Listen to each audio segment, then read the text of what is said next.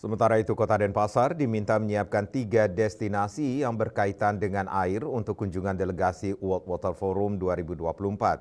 3 destinasi yang disiapkan yaitu Subak Sembung, Embung Sanur, dan Tukat Bindu.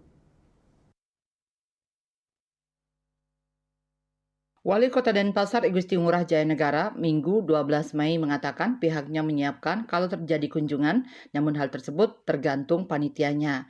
Denpasar diminta menyiapkan 3 destinasi yang berkaitan dengan air.